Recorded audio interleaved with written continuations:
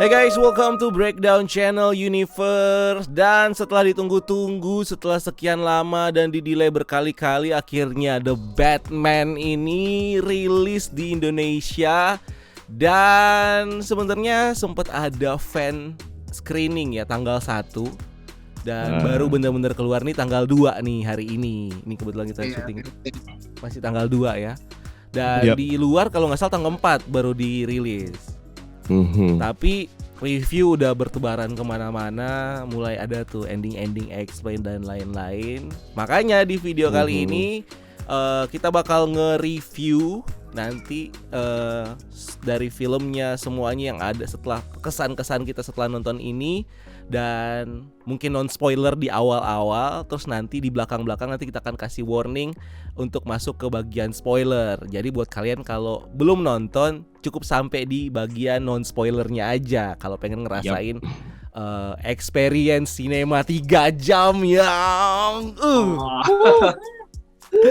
Dan gua nggak sendiri di sini. Di sini ada Yohanes Vendrian, ada Reza juga editornya BCU, dan ada Lord Eka Keramax.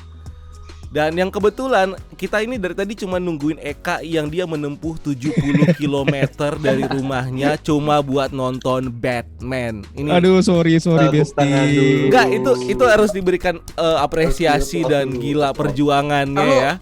Itu 70 kilo PP atau satu jalan? Enggak, satu kali jalan. Jadi total berarti total 140 kilo. Iya, 160 kilo sebenarnya karena 80 kilo jaraknya yang sebenarnya. Baru sembuh dari sakit, bela-belain 140 km bolak-balik. Udah gitu baru nyampe di rumah disuruh nyelesain teka-tekinya dari Riddler kurang aja. Disuruh nyelesain teka-tekinya The Riddler. Nanti bakal kita bahas juga itu ya. So, sebelum kita mulai kita bumper dulu nih. Blue.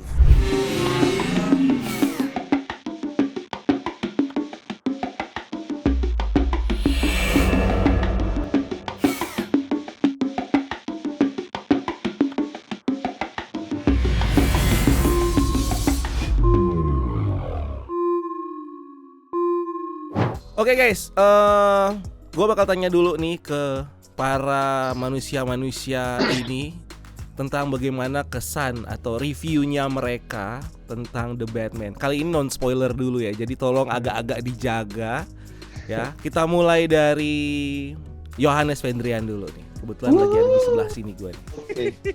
Kebetulan lagi Batman ya. Oke. Lagi cosplay jadi Jim Gordon. Oke. Jim Gordon. Oke. Oke, kalau gue pribadi sih melihat film ini tuh berbeda. Jadi kalau mau bilang yang paling baik nggak juga. Jadi kayak pernah dengar kalimatnya Panji Pragiwaksono nggak? Lebih baik sedikit berbeda dibanding daripada lebih baik. Maksudnya ini unik sih. Maksudnya di film-film Batman sebelumnya lawannya tuh ya berantem kayak ya actionnya lebih banyak. Tapi di sini porsinya lebih ke karena villainnya The Riddler, jadi kita mikir gitu kan, dan seakan-akan juga Matrix tuh kayak ngasih tahu ke penonton, nih loh ada teka-teki, dan kita serasa kayak ikutan aja gitu. Dan itu experience yang menurut gua menjadi hal yang menarik dari film ini. Cuma dari segi karakterisasi menurut gua kurang kuat karena mungkin memang pas waktu dia keluar dari kegelapan gitu segala macam memberikan ketegangan ya, tapi setelahnya ya kayak karisma The Batman yang ada di bayangan gua itu lebih berwibawa. Cuman gua masih mempercayai kalimat vigilante ini. Jadi kayak oke lah. Jadi kayak oke, berarti ini memang dia sedang berusaha melalui fase-fase untuk menjadi lebih dewasa gitu sih. Kalau gue nilainya begitu kalau dari Batman yang sekarang. Skornya nanti dulu. Ya oke. Sebelum ke Eka harus agak belakang. Reza dulu, Za. Setelah nonton. Aduh. Kalau gue sih review non spoilernya, gue tetap ngerasain nonton film Batman tetap kayak nonton film DC tipikalnya, darknya dapat gitu kan. Dark terus kalau bicara tentang karakternya sih menurut gua mungkin sedikit kurangnya setuju sama Yovan tadi ya, kayak mungkin dari The Batman-nya kurang keluar, tapi gue nggak bisa ngebandingin Batman yang versi Pattinson ini sama Batman sebelumnya gitu, karena Matt Reeves itu menurut gue ya, dia ngedirect atau ngebentuk karakter si Batman ini emang ya kayak begini gitu loh. Jadi lu nggak bisa ngebandingin sama Batman sebelumnya, tapi bagus, gue suka gitu, bukan sesuatu yang Pattinson gagal memperanin Batman, enggak, bagus, tapi tidak bisa dibandingin aja kalau menurut gue sih. Sama ya karakter-karakter yang lainnya gitu kan, yang membuat filmnya jadi hidup gitu loh. Jadi overall bagus gitu. Gitu sih kalau menurut gue. Oke, masih kulit. Nanti kita bakal masuk ke dalamnya lagi. Sekarang Lord Eka gimana? Aduh, Baru banget dia nonton nih langsung. Jadi masih berasa tuh kayaknya tuh. Kalau untuk gue ya, film ini adalah salah satu film yang memang benar-benar udah pas lah. Gue harus nonton untuk pertama kalinya di hari yang pertama, karena ternyata memang sebagus itu, dan memang akhirnya terbayar juga. Kenapa selama ini gue cuman nge-breakdown 2 trailer dari The Batman, karena gue pengen merasakan cinema experience dari film ini yang nuansanya memang gue memang dapat ketika menonton film ini, yang mulai dari ini kan menceritakan tema yang belum pernah diangkat selama ini di film live action The Batman sebagai the world's greatest detective. Dari sisi itunya, terus dari sisi The Riddler-nya sendiri, surprisingly beda banget dengan yang kita pernah lihat di garapan film tahun 90-an kan. Dan di sini gue seneng banget ngelihat itu, dan gue seneng banget, maksudnya gue takjub ngelihat acting Paul Dano sebagai Riddler. Takjub banget gue. Padahal gini loh, baru kali ini gue nonton dia yang sebenarnya tidak terlalu banyak di screen. Betul. Tapi vibes-nya itu terasa kalau kita itu digiring sama The Riddler di sepanjang film gitu loh. Mulai dari babak pertama film sampai di terakhir. Dan itu semuanya gara-gara The Riddler. Dan yang membuat gua merasa film ini adalah satu film yang spesial, satu film Batman yang spesial adalah karena template-nya mungkin bisa gue bilang meskipun tidak berhasil melampaui apa yang dilakukan oleh Christopher Nolan, tapi Matt Reeves menurut anggapan pribadi gue berhasil nyamain. At least nyamain. Nggak melebihi, tapi at least bisa nyamain apa yang dilakukan oleh Nolan terhadap Batman dengan ini. Bahkan gue bisa bilang ini bahkan jauh lebih membumi dibandingkan dengan Batman-nya Nolan. Itu yang gue bilang. Dan bahkan gue berani bilang ini baru The Batman gitu loh. Ketika dia menahan no killing rule-nya itu akhirnya kembali. Ketika dia nahan Selina Kyle untuk ngebunuh, sampai akhirnya dia yang kelepasan hampir ngebunuh di babak-babak akhir. Kenapa gue jadi spoiler? Iya. Enggak apa-apa. Itu bukan minor. Itu happy spoiler kan? Nama channel, sorry. Iya. Iya. Udah gue takut keceplosan. Pokoknya sebagus itu karena menurut gue ini bisa nyamain apa yang sudah dilakukan Nolan terhadap Batman. Bahkan Matt Reeves melakukannya di film pertama yang mana Nolan itu build up dulu di awal. Build up-nya di awal itu menurut gua itu masih belum bagus sih, masih bukan berarti jelek ya, tapi Matt Reeves berhasil melakukannya di film pertama. Itu aja kalau di gua. Benar gila. Kalau gue kurang lebih dia udah keluar semua, agak beban ya kalau misalnya untuk belakangnya keluar semua gitu. Makasih banget dikasih di awal. Susah ya. Tapi menurut gue ini film ya ada lemahnya, banyak lebihnya. Gue setuju banget sama Eka bilang ini dilakukan di film pertama. Yes, itu.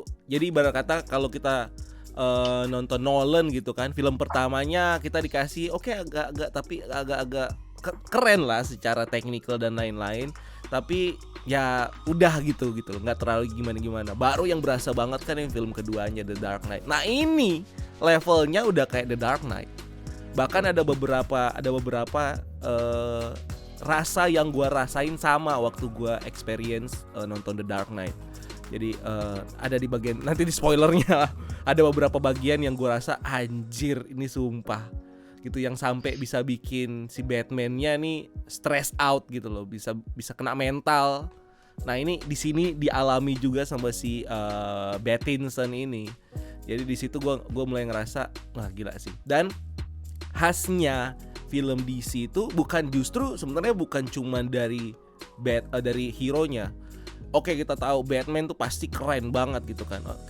Misalnya di film ini tuh keren banget dari sinematografi, bahkan scene money shotnya yang ada yang kebalik itu, yang ada di trailer juga, which is bukan spoiler, yang kebalik itu mungkin pas kita nonton di trailer biasa ya, tapi pas kita nonton filmnya gue tuh kayak aduh. Woi, itu di trailer aja gue merinding di sini tuh. Money shot. Ini money shot sumpah. Ini sinematografi film mahal banget. Itu beneran itu ngeledakin mobilnya kan. Iya. Yo, gila. Jadi di situ gue mulai anjir, dan disitulah kerasa kalau Batman-nya nih yang diceritakan di sini tuh bukan hero yang ibarat kata yang bakal ya kalau lu hidup di kota Gotham gitu kan. Yang which is kalau dengan keadaan ekonomi kayak gitu lu pasti dia ada kepikiran untuk melakukan kejahatan. Jadi lu hidup normal lah gitu kan. Lu bakal ngelihat Batman ini bukan sebagai untuk di awal-awal itu sebanyak film gitu kan. Lu bukan melihat sebagai hero dia akan menyelamatkan kita atau segala macam, enggak. Ini adalah sosok orang yang harus lu takuti. Dan benar-benar digambarkan begitu emang menakutkan gitu loh Batman yang ini. Jadi ya menakutkan lah. Nah terus tadi juga sempat ngebahas soal yang lemahnya. Gue juga masuk ke lemahnya adalah bagian detektifnya. Kalau dibilang best detective in the world, gue pasti bakal membanding-bandingkan dengan si Sherlock Holmes, atau apa sih yang si detektif yang di Dead in the Nile sama Orient Express tuh, yang dari Perancis itu adalah karakter-karakter detektif. Nah di sini sebenarnya udah ada nih unsur-unsur detektifnya, cuman mungkin belum keluar gara-gara villainnya si Riddler. Ibarat kata lu udah detektif banget, lawan lu nih lebih kacau gitu, jadi kayak nggak kelihatan gitu loh. Ibarat kata kalau mungkin kalau musuhnya biasa-biasa aja, itu bakal kelihatan kayak dia detektif banget gitu. Tapi di sini karena musuhnya Riddler, jadi gila bisa bikin si Batman-nya inilah. Jadi kurang lebih itu ya. Atau mungkin ada tambah-tambahan lagi dari yang lain, dari Yoven, Reza, Eka. Gue nambahin dikit yang bilang Bang Eka gitu kan tentang ya si Matt Reeves ngebuat ini di film pertama gitu kan, bahkan Christopher Nolan di film ketiganya gitu kan. Gue juga sempat ngerasa tuh kayak kedua di film keduanya gue juga sempat ngerasa tuh kayak emang si Matt Reeves itu mungkin ngambil inspirasinya atau mirip-mirip sama filmnya Christopher Nolan yang kedua yang The Batman ini kan, karena yang ditonjolin itu villainnya yang keren, actingnya villain yang gila itu villainnya. Segila apa Heath Ledger memerankan Joker kan, dibuat gila juga Riddler ini, apalagi yang pas di Arkham itu kan, anjir gue merinding gitu. Hati-hati spoiler. Iya. Gue udah deg-degan itu. Iya. Udah kuat lagi. Ini bentar. gue takut kelepasan spoiler karena susah kan review non spoiler. Siapa bilang gampang? Susah. Gue takut kelepasan spoiler. Tapi gini, gue mungkin bisa ngejawab hal itu ya, karena begini, ini sebenarnya bisa dibilang kalau siapapun yang bakalan ngegarap film Batman, lu pasti bakalan dihadapkan sama satu tantangan. Bisa nggak lu nandingin Batman-nya Christopher Nolan? Tantangan terbesar untuk sutradara yang ditunjuk untuk menggarap film Batman adalah itu.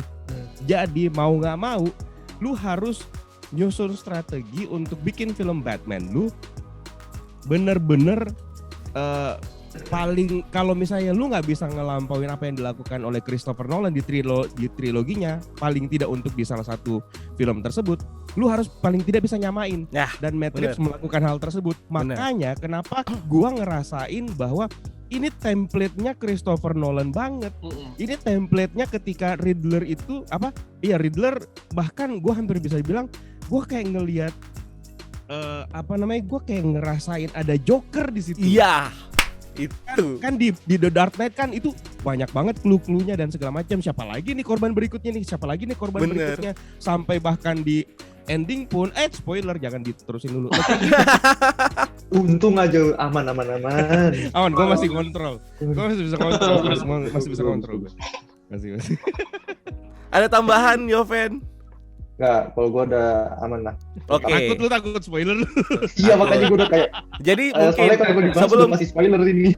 sebelum kita masuk ke spoiler, ini buat yang pasti yang belum nonton gitu kan. Apa nih yang mau disampaikan buat yang belum nonton, sekaligus mungkin skornya sebelum kita masuk ke trailer. Alright. Siapa dulu? Yoven dulu tadi belum. Oke, gue ya.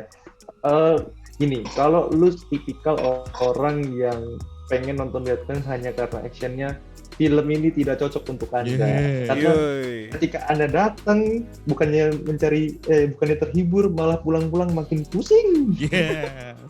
Nah, pastiin lu kondisinya pas sehat, lu lagi nggak banyak masalah di pikiran, dan lu bisa nikmatin semua riddle-riddle di dalamnya. Karena pasti bakal bener-bener lu dipaksa buat ikutan mikir gitu, semacam itu. Jadi menurut gua it's the best experience buat orang-orang yang suka tipikalnya kayak detektif itulah, series-series atau film detektif. Jadi skor dari gua 9/10. Wow. Wow. Reja. Kalau gue apa ya? Paling kalau lu tipe orang yang mendang-mending gitu kan. Lu mending Batman ini, mending Batman itu, mending jangan nonton dah. Bener gue suka. Mending. Gue suka tuh. Bener. Bukan menang-mending, ini beda. Jadi lu nikmatin aja filmnya gitu kan. Lu bawa perasaan lu sama kayak nonton Jokernya Joaquin Phoenix lah. Kan udah di-notice kan kayak ini tuh beda gitu. Nah, ini tuh sama, lu harus anggap ini tuh Batman yang beda. Jadi lu bisa nikmatin. Tapi kalau lu menang-mending ya lu pasti kayak gini kurang ini ya, gitu sih menurut gue. Biasanya elitis ya. Elitis. Yang paling DC fan. Betul, itu dia. Si paling DC. Si paling DC fan. Si paling DC. Gimana skor? Terus skor gue mungkin masih 8,5/10 deh. Bagus, tambah setengah 10. Di atas Masih bagus. Di atas average. Average movie lah ya. Iya. Di atas 7 lah. Kak. Iya. Ya, kalau gue ya. Tadi sih udah bener, udah mewakili semua. Tapi kalau gue sih sebenarnya, kenapa lu harus, ya mungkin bisa dibilang, kenapa lu harus pergi nonton film The Batman di bioskop at least? Itu karena cinema experience, karena sinematografinya itu manjain mata banget, bikin mata meleleh. Sumpah. Iya, benar. Itu manjain mata banget sinematografinya, tone-nya, gradingnya gila sih gradingnya. Man, bener ini filmnya dark, memang bener gelap, tapi lu masih bisa menikmati semua apa yang ada di situ meskipun dalam keadaan gelap-gelapan. Meskipun itu yang scoringnya juga ada yang mirip-mirip sih, sama dan franchise lain ya. Benar, itu nggak bisa dipungkiri. Tapi tetap itu semuanya keblend jadi satu, menjadi sebuah packaging paket yang benar-benar mewah. Dan ini gue kasih skor, kalau bisa dibilang gue pengen nambah lagi 9,5/10. Wih. Almost perfect ya. Almost perfect. Gila. Almost perfect. Ya kalau gue buat yang mau nonton, bener kosongkan pikiran, jangan diingat-ingat abis nonton apa. Ini sama juga waktu awal-awal mau nonton Joker waktu itu. Jangan deh lu bandingin sama Heath Ledger sama apa, enggak. Oh iya. Lihatlah ini sebagai satu film sendiri. Karena kalau misalnya kita mau banding-bandingin, aduh, apalagi sebelum-sebelumnya, nggak akan ada habisnya. Dan pasti bakal keluar deh tuh mulut-mulut jorok. Ini. Jadi mending tidak usah. Onci.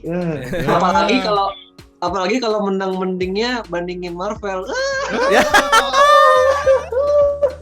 Karena udah mulai nih dari kemarin gitu kan. Iya, banyak banget. Jadi kayak wah nih makan nih baru film. Jadi fans DC udah mulai ini kan. Dan buat kalian kalau emang kalian fans ya kalau fans DC pasti nonton. Buat kalian fans Marvel nggak apa-apa nonton, nikmati. Tonton ini biar kalian bisa dapat referensi yang berbeda dari yang oke, maksudnya kalau mau dibandingin ya pasti nggak ada habisnya. Tapi kalau misalnya kalian mau mendapat experience yang berbeda untuk film superhero, bahkan gue bilang ini bukan film superhero, itu jangan. Itu lu harus maksudnya itu lu harus nonton Batman ini biar lu dapat referensi gimana sih keadaan atau cerita yang terjadi sama si Batman ini, apalagi di tahun-tahun awalnya dia. Jadi kalian harus nonton, itu banyak shot mahal, banyak alur cerita yang tidak tertebak. Jadi kayak lu 3 jam bahkan ya, gue rasa 3 jam itu gak ada rasanya. Gue bahkan ngelihat, gue nonton jam 5, gue inget banget jam 5 setengah 6 mau mulai, itu jam 5, 6, 7, 8, jam 8an gue masih ngelihat jam, ya bentar lagi habis nih. Gue kayak masih pengen gitu, gila masih pengen. Jadi buat kalian, gue bahkan nahan kencing itu 1,5 jam. Nahan kencing, nahan BAB. Serius, saking gue nggak mau ketinggalannya. gila. Nah, Jadi kalau cuma ikut-ikutan hype juga ngerinya, lu cuman kayak ada pas waktu gue nonton sebelah gue tuh ada di satu momen main HP doang, saking bosennya mungkin. Jadi jangan sampai kayak gitu sih. Buang duit sih fix.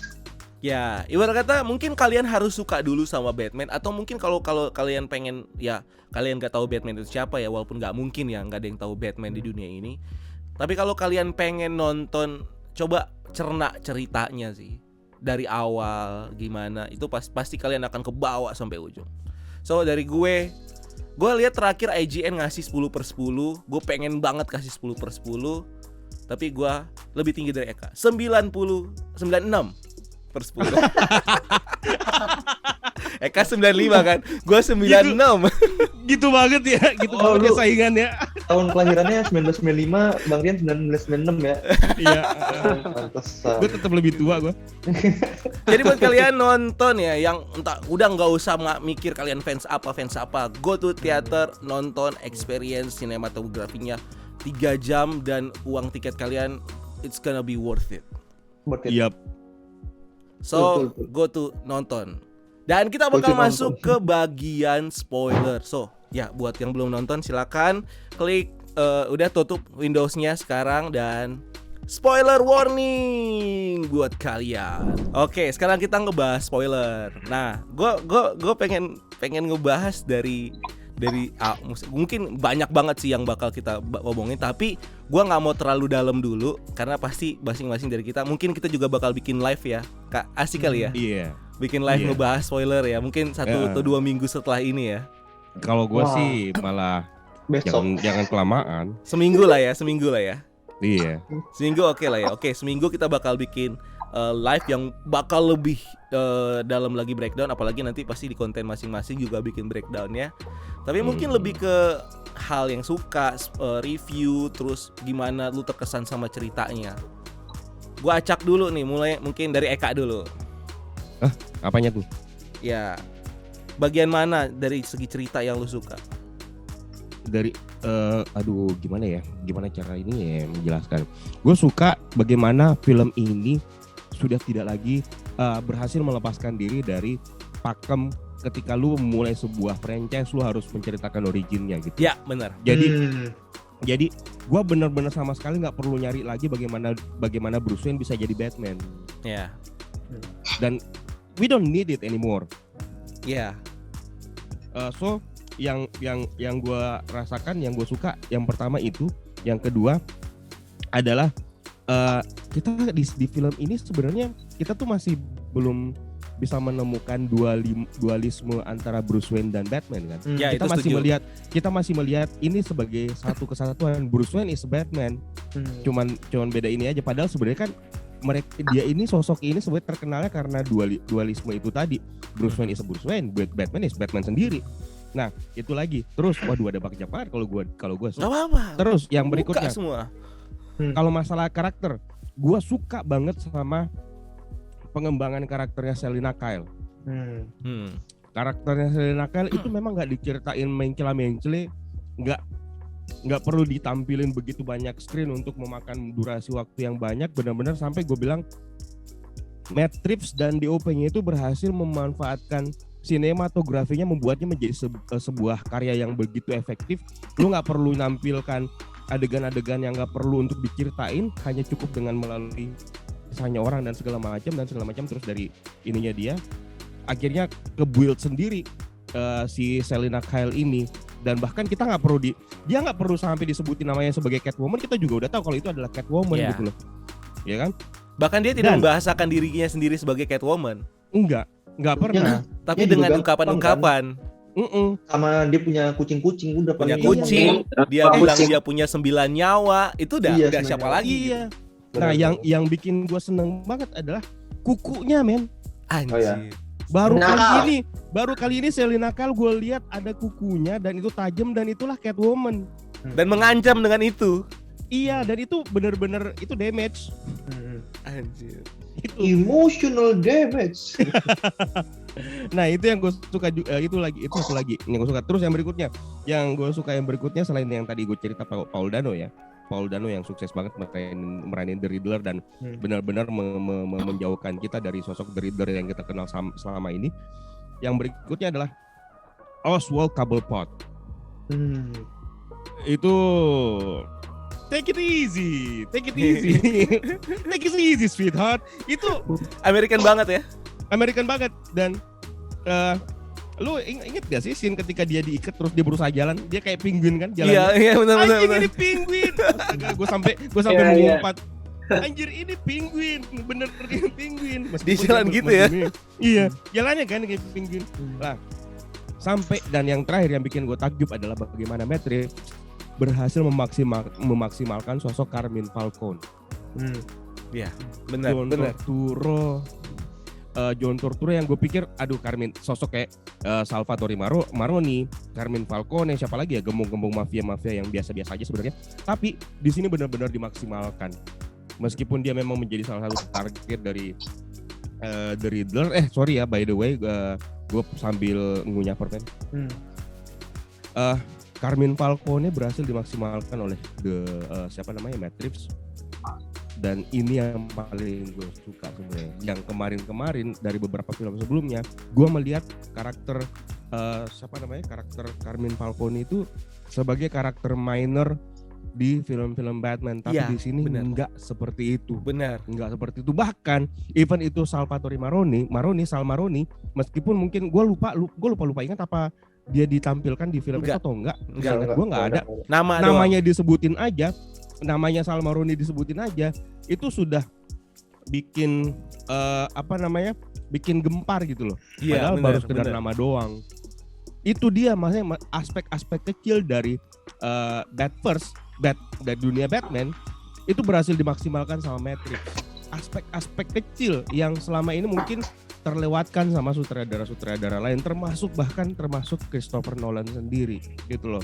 Dan yang paling gue suka dari itu dia tadi, karakter ini sangat membumi dan susah untuk membayangkan ada Superman dalam film seperti ini. Ya, ada Justice League, even Justice League aja. Even itu Justice League itu sulit banget untuk benar. Karena ini terlalu logik. Iya, ini logik banget gitu loh. Sampai bahkan kontak lensnya. Ya. Gue nggak pernah kepikiran kalau itu kontak lens dijadiin sebagai alat kamera. Iya, ya ampun. Ini benar-benar logik. Nah itu mungkin aspek-aspek yang gue suka yang untuk sementara gue inget. Oke, Reza. Kalau gue sih, iya hampir mirip ya kayak Bang Eka gitu. Maksudnya gue suka banget sama Matt Reeves. Menurut gue Matt Reeves ini jenius sih gitu. Maksudnya ketika lu ditunjuk untuk membuat film Batman yang tadi dibilang juga kan, lu harus bisa melebihi ekspektasi itu kan. Karena gimana caranya lu bisa at least sama gitu loh. Kalau lu nggak bisa melebihi, at least sama tapi different story gitu. Maksudnya lu harus jangan nyontek, jangan remake gitu kan. Dan Matt Reeves benar-benar berhasil menurut gue. Dia ngebuat semua sinematografi di filmnya hidup. Kayak dia ngebuat kota Gotham sesuram itu. Gitu kan? Iya benar. Lah, suram, korupsi di mana-mana, kejahatan di mana-mana gitu kan, kayak dia berhasil ngebuat itu. Terus juga dia berhasil membuat semua karakternya hidup gitu. Catwoman menurut gue gila, ini badass banget gitu loh Catwoman gitu. Bahkan gue bisa bilang di film The Batman ini tuh udah dibuat kayak originnya filmnya Catwoman juga gitu kayak iya kan kayak apa namanya Catwoman tuh dari mana asalnya, terus kekuatannya gimana, apa aja yang bisa dilakukan, bahkan dia bisa nemuin Falcone, Batman enggak gitu kan, kayak ya maksud gue si Matt Reeves juga nggak cuma fokus sama si Batman doang gitu kan, terus juga Armin Falcone-nya keren, terus juga ya siapa Paul Dano The Riddler ya, The Riddler-nya juga actingnya gila hidup banget gitu kan, scoringnya juga membuat kita juga jadi tenggelam di filmnya gitu kan. Jadi ya itu gue suka sama semuanya, semua yang ada di film ini. Menurut gue si Matt Reeves jenius, dia bisa ngebuat film ini bukan kayak film remake, bahkan dia nggak menceritakan gimana Bruce Wayne mati kan, kayak lu tebak sendiri Bruce Wayne tuh mati sama penjahat atau sama siapa gitu kan. Oh maksudnya Thomas Wayne. Bruce Wayne gitu matinya nggak ceritain kayak Batman sebelumnya kan, dibunuh sama penjahat di pinggir jalan gitu, nggak ceritain. Bahkan Andy Serkis kan si Albert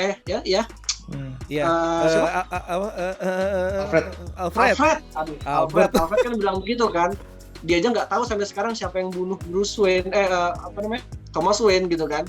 Bisa jadi penjahat, bisa jadi Falcone kan gitu kan. Jadi keren sih menurut gue Matt Reeves semuanya gitu. Dan scene yang paling gue suka tuh ya yang di Arkham itu sih, gila si The Riddler banget, keren banget. Paling itu sih kalau gue. Gue dulu ya. Oke, Gue aman. dulu ya. Aman. Gue udah siap. Tadi ada ngebahas soal ini, tapi ini ada satu poin sebenarnya pendek dan gue butuh nonton ulang. Tapi gue mencoba tadi gue sempat ngobrol sama yang udah nonton juga sama Dika, gue ngobrol. Oh ternyata Dika sempat nangkep beberapa poin dan gue dapet adalah backstory dari Martha yang dibikin berbeda. Iya. Itu Martha dibikin dia pernah gila dan orang tuanya tuh historiknya segelap itu. Itu kalau nggak salah bokapnya bunuh nyokapnya dan bokapnya bunuh diri atau kebalik, gue lupa. Jadi bokapnya Martha atau nyokapnya Martha itu ada yang gangguan kejiwaan juga. Nyokapnya ngebunuh suaminya, terus nyokapnya ngebunuh suaminya dan nyokapnya bunuh diri, dan itu bikin historiknya keluarganya si Martha, which is keluarga Kane. Keluarga Kane ini adalah salah satu keluarga yang lumayan terpandang kalau di komik kan lumayan terpandang di Gotham selain Wayne gitu kan. Ini juga punya sedikit bawaan trauma gara-gara itu. Dan muncul ini ceritanya, dan muncul berita yang sebenarnya ditutup-tutupin ini sama salah satu wartawan. Nah akhirnya ini dipakai sama wartawan ini pakai untuk menjatuhkan nama Thomas Wayne yang saat itu lagi mencalonkan diri jadi mayor, jadi wali kota. Dan gue juga suka rentetan kejadiannya. Dia minta tolong sama Falcone untuk ngehandle ya orang itu supaya namanya bisa bersih, supaya beritanya tenggelam. Dan kenapa dia minta tolong sama Falcone? Karena di masa lalu Falcone pernah punya utang budi sama Thomas Wayne. Gara-gara dia ketembak dan akhirnya dalam keadaan darurat dia dibawa ke Wayne Manor dan dirawat sama Thomas Wayne. Jadi kayak nyambungnya kayak gitu, makanya si Thomas Wayne minta tolongnya sama Falcone. Akhirnya menempuh jalan jorok gitu kan untuk minta tolong sama Crime Lord. Dan akhirnya dia nggak nyangka kalau si Falcone ini bakal ngebunuh si wartawan itu.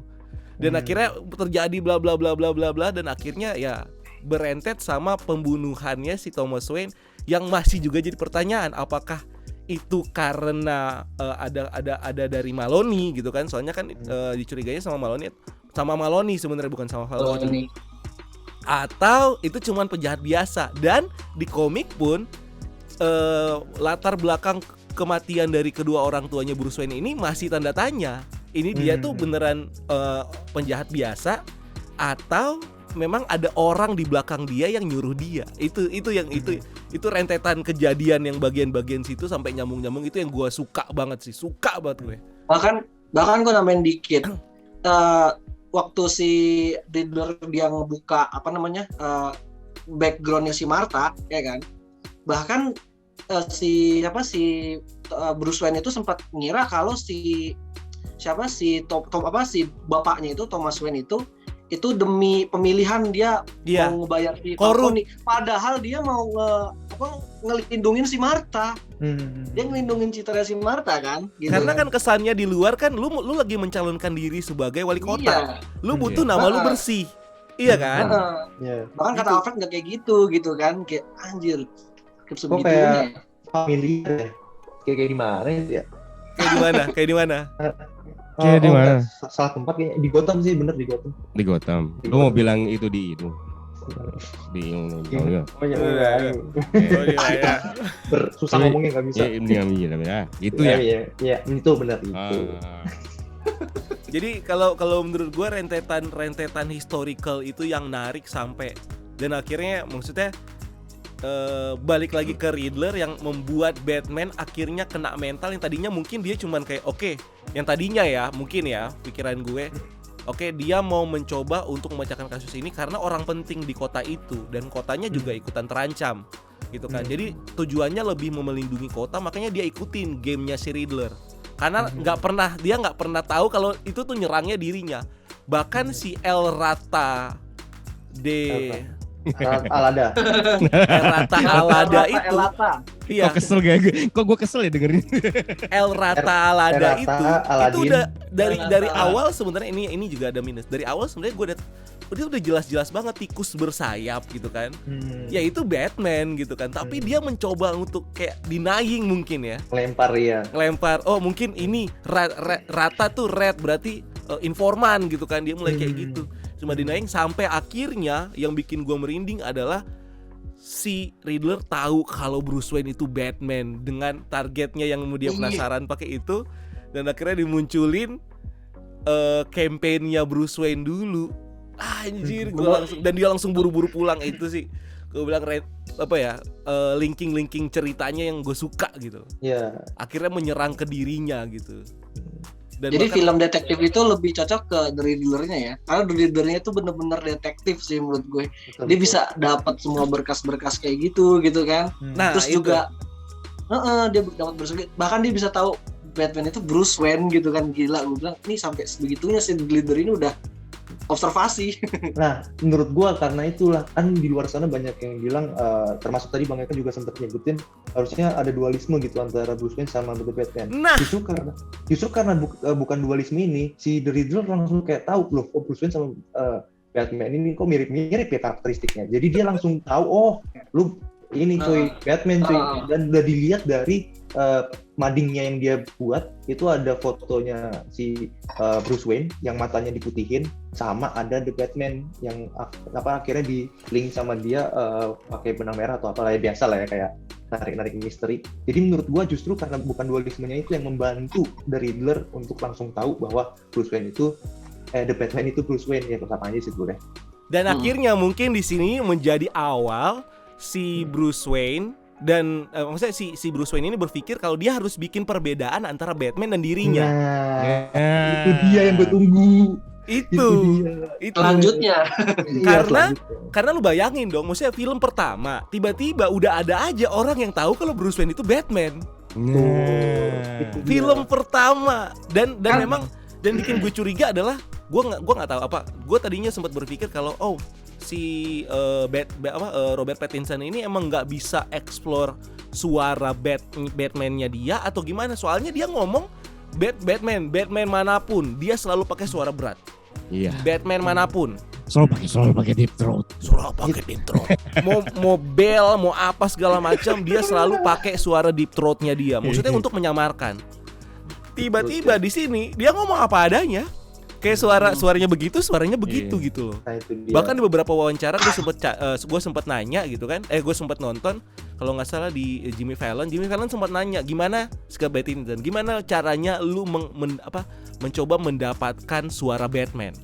Dia tuh ngejawabnya nggak terlalu yang gimana-gimana, dan ternyata pas gue nonton, lah iya ya nggak ada suara Batman di sini, dan dari sinilah mungkin dia akan dapat, dia harus memisahkan diri. Memang sengaja berarti dualisme antara Batman sama Bruce Wayne ini sengaja di-blend di sini untuk nantinya bakal dipisah. Waduh. Gitu. Bahkan pencetusan nama pun sebenarnya kita masih bingung apakah dia sudah memberi nama dirinya sebagai Batman atau Vengeance. Vengeance. Iya kan? Eh, Kan semuanya kan di Gotham tahu kalau dia I'm vengeance gitu kan. Iya, I'm a Bukan vengeance. I'm Batman. Iya. dia nggak bilang Batman. I am Gue vengeance. nambahin dikit nih. Kenapa dari dulu tadi tahu kalau Batman itu Bruce Wayne? Mungkin menurut gue ya. Waktu Falcone ditembak sama Riddler kan ditembak kan. Apartemennya Riddler kan nggak jauh tuh dari klubnya si Falcone, ya kan? Jadi Batman itu kan sempat nyerang klub tanpa kostum. Iya, Ingat benar. nggak? Iya kan? Nah jadi mungkin di situ Riddler juga udah selalu ngelihat gitu siapa nih gitu kan yang masuk gitu, dan ternyata dia tahu kalau ada si Bruce Wayne masuk. Jadi mungkin dari teka-teki yang udah dia ciptakan, oh ternyata Batman ini si Bruce Wayne, makanya dia bisa tahu. Kalau menurut gua nggak, soalnya ada clue-nya di belakang kalau ternyata si siapapun yang jadi Riddler ini itu sempat satu frame foto sama si Bruce Wayne. Bruce Wayne ya, yang jadi yatim piatu. Waktu itu. dia jadi yatim piatu. Jadi bukan Iya, dari iya, situ. Ini tuh udah kayak satu bagian teka-tekinya, ini satu masterpiece yang nantinya dia lepas. Dan yang pas bagian endingnya, ya yang pas bagian endingnya tiba-tiba ya, yang nggak ada yang nyangka kalau dia naruh 7 bom di seawall itu malah recall gue sama actionnya si Joker, yang dimana dia pengalian juga kan waktu itu kan, pengalian juga kan, decoy. Si Batman-nya udah datang ke situ, nggak taunya ada lagi nih ternyata di luar yang lu nggak bisa gapai. Dan akhirnya Batman mencoba untuk sampai ke sana. Decoy-nya itu yang mirip. Iya betul. Benar. Gitu Iya, sih. iya. That's why kenapa gue bilang template-nya kok mirip ya. Gue kayak lagi ngelihat. Jadi sebenarnya yang gue pengen bilang tadi itu gue kayak lagi ngelihat, gue kayak lagi nonton kembali film The Dark Knight. Tapi Terus beda. terus digabungin dengan gue kayak lagi nonton film Joker-nya Todd Phillips, Nah, Joaquin Phoenix, dan gue lagi nonton serial animasi. Gue lagi baca miniseries bisa dibilang miniseries gak sih? The Long Halloween. ya, belum Halloween. Iya, gue lagi. Kalau gue enggak, kalau gue malah ngelihatnya tuh nonton film Batman ini si The Riddler-nya terutama ya, itu mirip John Kramer-nya Jigsaw. Dia kan, dia membela justice, dia membela kebenaran, tapi dia menghukum orang itu dengan trap, bom apa segala macam gitu kan. Jadi kayak Batman lu harus tanggung jawab. Jigsaw dan Kramer, ya kan? Tujuannya juga kayak kelihatan gini, dia pengen dia ada tujuan gitu kan, membongkar tikus-tikusnya yang ada di Gotham. Tapi dia nggak mau ada satu hero yang muncul ke permukaan gara-gara itu. Jadi ujung-ujungnya kenapa dia nyerang, walaupun dengan ibarat kata evidence yang kecil untuk nyerang si Thomas Wayne gitu kan, itu dipakai banget sama dia untuk tujuannya. Setelah semuanya ketahuan dan biang-biangnya mulai ibarat kata ke reveal gitu kan, gue nggak mau ada satupun yang kayak tiba-tiba muncul sebagai hero. Makanya dia nyerangnya Batman, dan akhirnya sama dia kena mental adalah si Batman tidak hanya menyerang orang-orang, karena kan yang ada di awal dia cuma nyerang kriminal gitu kan.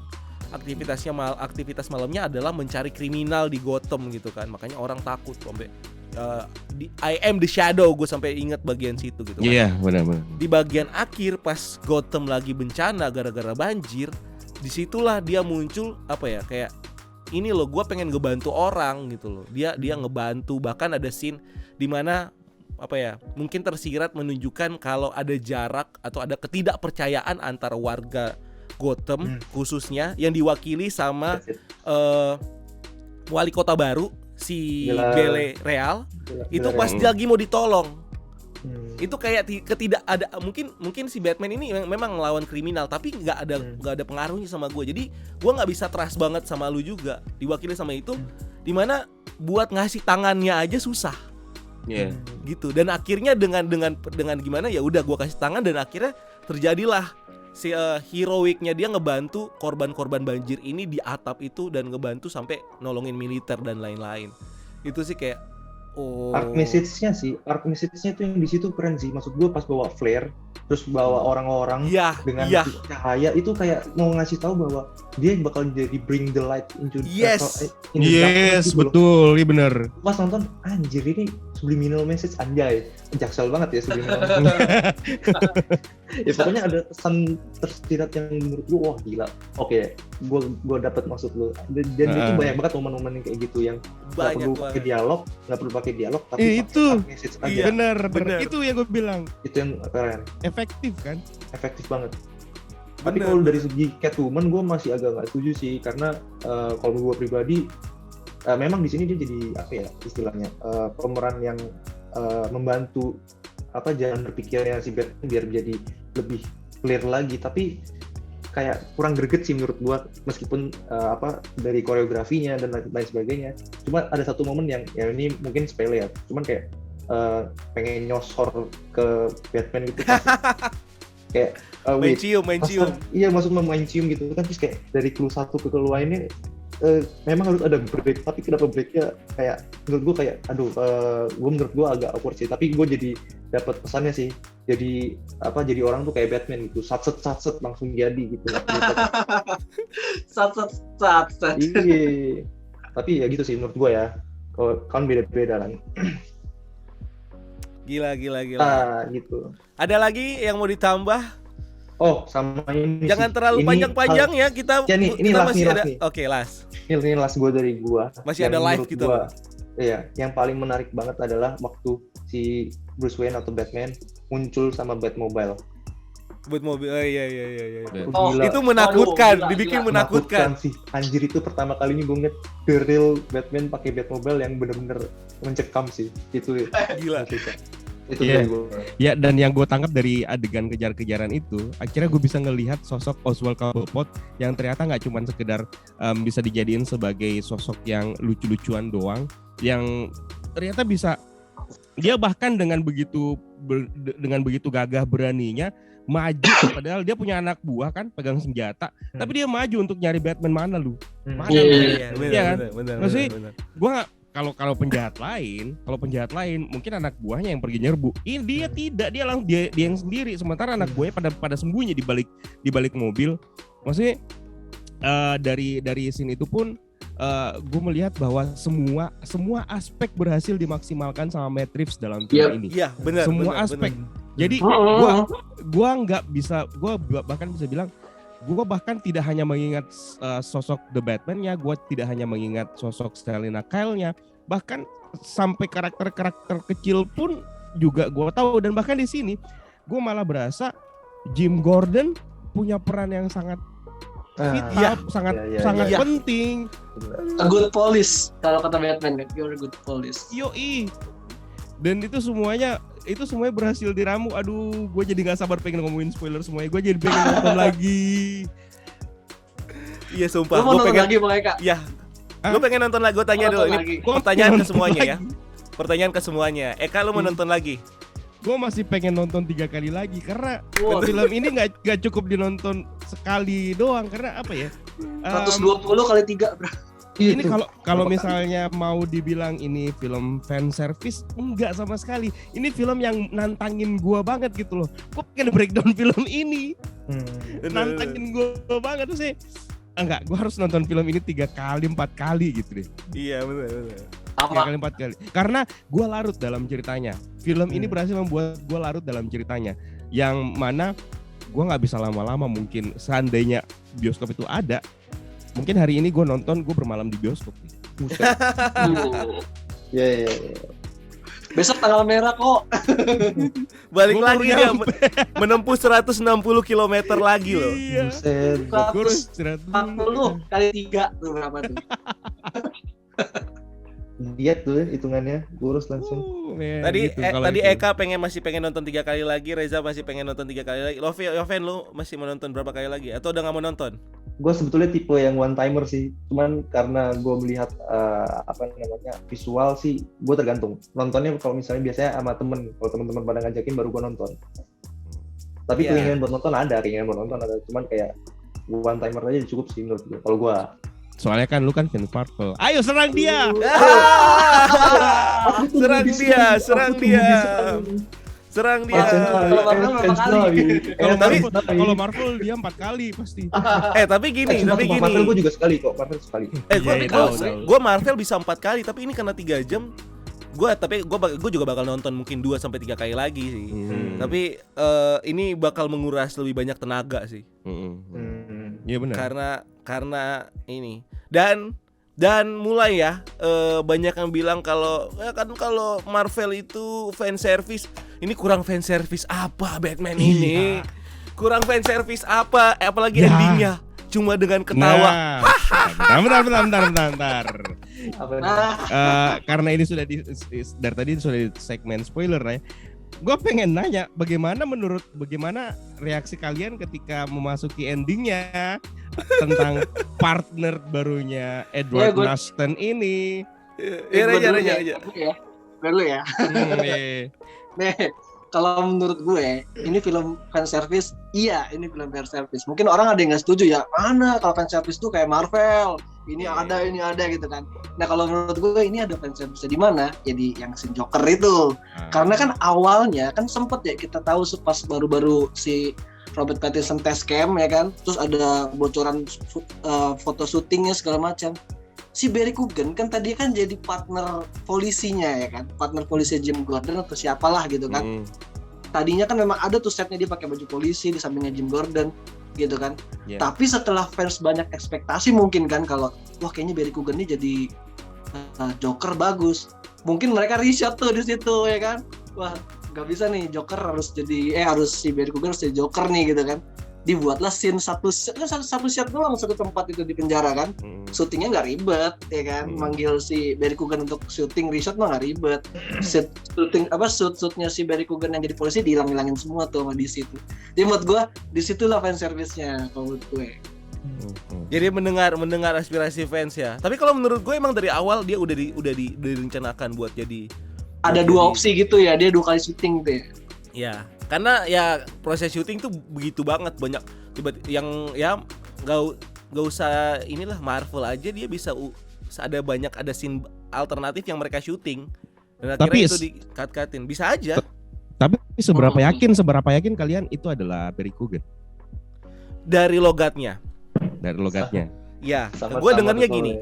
Gue nonton Eternals udah mungkin 4 kali kali ini. Ya, jadi gue tahu banget. Ya, gue tahu banget suaranya dia dengan British English-nya dia. British English-nya dia. Yang ada di sini adalah British Amerika yang dipaksa-paksa sama seorang Barry Keoghan yang British English-nya tuh kental. Jadi kayak dia ngomong tuh kayak berasa banget Barry Keoghan dan dia mencoba untuk cari aksen Amerika. Padahal dia British-nya kental banget si Barry Keoghan. Pas lagi di Eternals tuh kayak ya British banget gimana sih, lebih British dari Harry Potter deh dia. Konyol gitulah pokoknya. Dan akhirnya di sini dia mencoba untuk suaranya udah mulai ada kayak aksen Amerika tapi suaranya tuh khas banget. Paling simpel sih dari matanya sih. Nah, dari matanya. Iya. Nah, kalau gue mungkin beda. Apa? Dari first impression gue ya, ketika scene yang fan service itu, dari tampilan siluet, tapi kan itu masih ada bayangan dikit ya. Makanya gue bilang tadi meskipun ini dark, tapi kita masih bisa menikmati detail-detailnya gitu loh. Meskipun ini gelap tampilannya. Nah, di bagian ketika dia tampil dengan siluet itu, gue kok kayak ngelihat tekstur wajahnya itu, kontur wajahnya itu, gue malah ngelihat pertama kali ini kayak Johnny Depp deh. Masa sih? Yoi. Coba lu nonton lagi kalau misalnya ada kesempatan nonton lagi. Itu yang nonton pertama. Lagi Mas Yofen. Waktu sebelum dia ngeluarin suara ya. Kayak Johnny Depp deh. Jangan-jangan rumor itu benar lagi. Iya. Terus, tapi gue memang agak ragu di suara. Bener juga kata Rian tadi. Itu emang suaranya Barry Keoghan. Terus tapi seingat gue sempat cek di IMDb untuk ngecek rating. Gue sempat cek case-nya. Barry Keoghan official, dia menjadi officer ini. Stanley Merkel. Dan tidak nongol, nggak di mana dia? Iya, dia nggak nongol di mana-mana. Nah, sekarang gini men, yang bikin gue pengen nonton lagi adalah karena si Matt Reeves ini bangke. Bahkan sosok Colin Farrell pun gue nggak ngenalin kalau seandainya itu tidak di-reveal kalau itu adalah Colin Farrell si Kerbau Pot. Iya. Jadi lu bakalan bisa ketipu juga. Jangan-jangan emang ada Barry Keoghan di sekitar situ. Gitu loh. Cuman mungkin kita nggak tahu dia yang di sebelah mana. Tapi masa Nah, cuma jadi figuran kan nggak juga lah. Nggak mungkin. Bisa jadi juga, maksudnya bisa aja. Cuman mungkin dia memang adalah bagian dari gini loh. Yang jadi pertanyaan, kenapa si Joker ditangkap ya? Nah, gue punya teori. Ini panjang banget sih. Banyak Udah. banget. Tapi oke, Gua untuk ju- itu kita bahas nanti di live ya, Oke. biar pada penasaran. Nanti kita mau bakal live entah di Kramax atau di Daily Screen atau di BCO atau dimanapun, kita tunggu aja nanti bakal kita bahas sampai ke situ. Bagaimana kok Joker bisa ditangkap? Ya. Iya. Kalau ya buat kalian kalau mungkin udah nonton sampai sini penasaran atau punya teori atau apa ya tulis aja di kolom komentar biar diskusi. Iya kan? Wih, kenapa dia bisa ada di situ? Karena aduh, kalau gue sih udah ada teorinya. Tapi nonton Udah deh. Johnny Depp deh. Dari wajahnya Johnny Depp. Oke, Johnny Depp, Barry Keoghan. Gue pengen mancing-mancing mereka nonton lagi. Itu Johnny Depp deh. Kayaknya itu ini deh. Dede Sunandar deh. Jangan-jangan Aduh. Joaquin Phoenix. Wah. Bahkan ketika cerita berjalan, semua cerita tentang Thomas Wayne itu entah kenapa otak gue selalu mengkonekkan itu dengan kisah Jokernya Joaquin Phoenix, Arthur Fleck. Selalu mikir ke situ gue. Serius. Aduh, panjang Bahkan nih kita nih. Panjang ya, panjang. Gini, bahkan ketika mereka berusaha menebak ya, atau jangan-jangan yang yang ngebunuh Thomas Wayne adalah si Joker. nggak tahu juga sih, mungkin juga Joker. permainan lain. Ini kok gue kayak lagi-lagi kayak pikiran kita digiring mengingat film Jokernya Todd Phillips. Gue bilang kurang ajar nih Matt Reeves. Hal yang simple adalah gini. Gua akhirnya riset gitu kan. Ini mungkin detail yang kecil, tapi ada di berapa storyline sih si Thomas Wayne ini mencalonkan diri sebagai wali kota. Di komik hanya beberapa. Majornya dia nggak tertarik untuk masuk ke politik. Dia hanya tertarik untuk menjadi penyokong dana untuk kota gitu loh. Seorang yang dermawan, terus juga ilmuwan dan lain-lain. Tapi untuk terjun ke politik untuk menjadi wali kota itu kalau di komiknya aja hanya ada satu storyline kalau nggak salah. Gue lupa itu apa. Dan di Joker jelas Thomas Wayne mencalonkan diri sebagai wali kota. Tiba-tiba di sini awal-awal juga diceritain kalau Thomas Wayne mencalonkan diri sebagai wali kota. Apa jangan-jangan nih. Kan pernah keluar tuh kalau Joker 2 lagi di develop kan. Iya. Ya kan? Terus Matt Reeves juga bilang after The Batman 2 juga lagi dibuat kan. Ya mungkin aja. Tapi kalau dari segi timeline, kalau emang ternyata Jokernya itu apakah Jokernya Joaquin Phoenix, jelas berbeda. Itu kan Joker Joaquin Phoenix kan tahun Ya, beda. 1980-an. Benar. Sedangkan ini modern banget. Oke. Disebutin nggak sih tahun ini? Nggak ada ya. Tapi dari teknologinya segala macam kita itu bisa bilang, itu era sekarang. ya itu era sekarang gitu, dari teknologinya, dari handphone apa segala macam itu bisa kita lihat. Let's say 2019 2020, 80 sampai 2019 Jokernya udah terlalu tua untuk menghadapi Batman yang baru awal-awal jadi Batman. Kalau untuk itu sih gue bisa jawab ya. Itu bukan Joker Arthur Fleck, tapi Joker yang diinspirasikan oleh Arthur Fleck. Betul. Itu Copycat. kalau mau ngejawab itu Copycat. Yang ngelanjutin Benar. Joker is everywhere, tapi yang membuat gue akhirnya mematahkan teori itu adalah karena si karakter Alfred Pennyworth ini. Alfred di sini diceritakan dia mantan militer. Iya. Yang nge-refer gue untuk makin tahu untuk masuk ke seriesnya Pennyworth. Yang diceritain juga dia mantan militer. Mantan militer itu Itu. sih yang bikin teori itu patah, tapi tetap aja digiring ke situ digiring ke situ Loh, juga. Tapi kan mantan militer yang Alfred Pennyworth di Joker juga nggak diceritain gimana kan, cuma muncul satu scene doang. Iya. Lu nggak pernah tahu sebelum itu dia apa. Iya, lu nggak pernah tahu, benar. Lu nggak pernah tahu. Jadi, nah yang gue suka adalah dari Batman, dari pihak studio atau dari penulis skrip atau dari film, mereka tidak perlu menjelaskan dengan scene, dengan apa untuk bisa kalian berpikir ini adalah Joker yang inilah Joker. Biar kalian yang berpikir sendiri. Sama kayak waktu ending Joker. Iya. Biar kalian yang berpikir sendiri kalau apakah ini Joker beneran atau ini cuma halusinasi Joker aja yang ada di kepalanya dia. Itu biarkan kita yang berpikir. Karena Joker nggak pernah punya origins kan. Ya, kalau Iya. kita balik lagi ngomongin itu Bener. gitu kan. Jadi bisa kita berpikir seperti itu, bisa juga kita berpikir apakah ini connect dengan ini, apakah ini connect dengan ini, biar lu aja yang mikir. Gue yang penting udah bikin. Karena sah-sah aja kalau lu pikir begitu. Gue nggak perlu Iya. jawab. Jadi kayak gitu yang gue suka dari DC. Iya. Gila, ini udah panjang banget ya. Udah panjang banget. Total ini udah Panjang. recordnya udah 1 jam. Ya tapi ya karena memang seru banget pasti bakal gua upload tetap ya, tanpa cut-cut dan lain-lain. Tapi nanti kita bakal bahas lebih jauh lagi. Biasanya kita kalau ngebahas gini 2 jam ya. Iya, 2 3 jam. jam lebih. 2 jam lebih gitu kan. Apalagi nanti bukan cuman kita bertiga, bukan cuman ada Kramak sama Yoven juga. Nanti bakal ada juga daily screen. Daily screen. Nanti kita juga ngelihat aspeknya dari mungkin fanboy yang lain ya. Ada nggak sih fanbase DC yang garis keras banget yang perlu Mari kita ajak? kita lihat nanti. Mari kita lihat kita nanti lihat. lah ya. Tapi sebelum itu pokoknya buat kalian thank you banget udah nonton video ini sejauh ini. Ini kayak kalian udah denger semua reviewnya, semua storynya segala macam. Jadi ya silakan kalau kalian punya pendapat atau apapun itu silakan tulis di kolom komentar di bawah dan jangan lupa subscribe, jangan lupa like dan jangan lupa juga subscribe Kramax. Kalau yang belum pastilah udah pasti yang subscribe Bisio pasti subscribe Kramax juga. YFD juga bikin reviewnya di channelnya dia, silakan cek. Bantu diramein dong, bantu diramein channelnya. Ya. YFD Di situ udah Dimension. rame duluan pasti, udah rame duluan. Jadi silakan ditonton juga ya. So itu aja dari kita. Di sini ada gua Rian, ada Reza, ada Eka Kramax, ada Yohanes Fendrian. Semuanya pamit. See you in the next video dan keep exploring the multiverse. Multiverse. Bye.